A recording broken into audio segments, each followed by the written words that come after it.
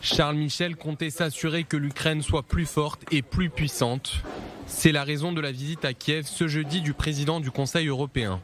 Les Ukrainiens se battent pour leur terre, pour l'avenir de leurs enfants. Mais ils se battent aussi pour nos valeurs européennes communes de paix et de prospérité. Ils ont besoin de notre soutien et le méritent. Cette visite intervient à la veille d'une réunion à Ramstein en Allemagne du groupe de contact pour l'Ukraine. Une coalition de 50 pays emmenée par les États-Unis.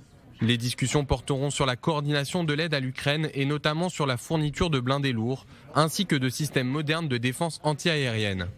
De son côté, Kiev appelle ce jeudi 12 pays, dont l'Allemagne et la Turquie, à livrer des chars Léopard.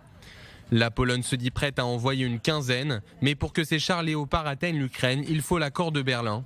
Ces blindés modernes sont construits en Allemagne et c'est donc au gouvernement allemand de donner le feu vert pour transférer ces armes en Ukraine.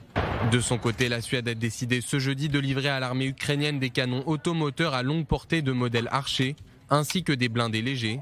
Dans la foulée, le Kremlin a menacé, la livraison à l'Ukraine d'armes longue portée entraînerait une aggravation dangereuse du conflit. C'est potentiellement très dangereux. Cela signifierait que le conflit atteindrait un nouveau palier, qui ne promettrait rien de bon pour la sécurité européenne. L'ancien président russe Dimitri Medvedev est allé encore plus loin. Il a averti jeudi l'OTAN que la défaite de la Russie en Ukraine pourrait déclencher une guerre nucléaire.